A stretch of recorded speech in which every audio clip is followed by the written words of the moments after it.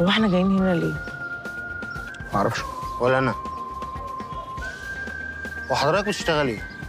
اي تي انجينيرنج، بعمل ديجيتال انفراستراكشر، بعمل سايبر سيكيورتي، بعمل ريسك مانجمنت، مهندس كمبيوتر. طب ما تقول كده من الاول. وحضرتك؟ مدرسة دين وداعية ومحفظة قرآن. بسم الله ما شاء الله باين. وسيادتك؟ لا انا ممكن اوريلك. خرجتها من ودنك ازاي؟ ودي. لو عملت الحركه دي تاني ايدك مش هترجع مكانها سليمه، فاهم ولا لا؟ طب يا عم بالراحه، اخد بس بقيه حاجتي. ايه ده؟ واحدة تانية ازاي؟ حلوة.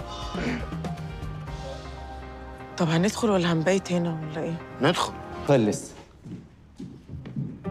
مين على الحديدة؟ مين استلف من طوب الأرض لغاية ما كرامته اتبهدلت وبقى منظره رمة؟ انا.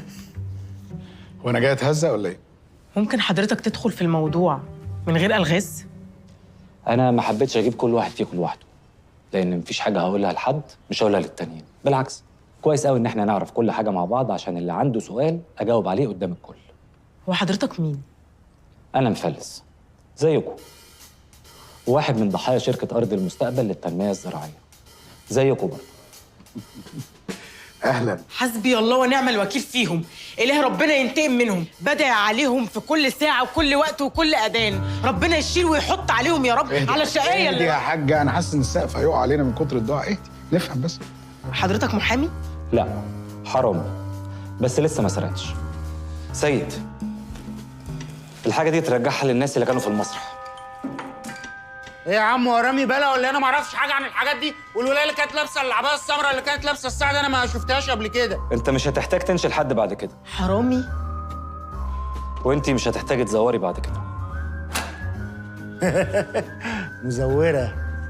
حضرتك أنا بقلد، برسم، بفن، يعني أنا فنانة. وانت بقى بتزوري قبل صلاه العشاء ولا بعد صلاه العشاء؟ على فكرة مفيش وقت معين للتزوير.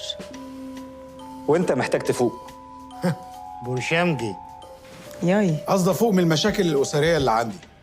انا محتاج افهم والا همشي دلوقتي حالا. احنا الأربعة زي أكتر من 1000 واحد خسروا فلوسهم وحياتهم اتدمرت بسبب النصابين أصحاب شركة أرض المستقبل. أنا قدرت أعرف أسماء المذيعين اللي اتعاملوا مع الشركة، ومن ضمن القوائم الكتيرة دي اخترتكم انتوا.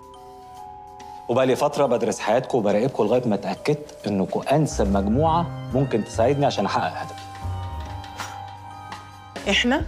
أيوه. هو ايه الهدف اللي حضرتك عايزنا نساعدك فيها يا باشمهندس؟ إننا نرجع كل اللي ضاع، مش بس اللي اتاخد مننا، لأ، كل الفلوس اللي اتاخدت من الناس لغاية آخر جنيه.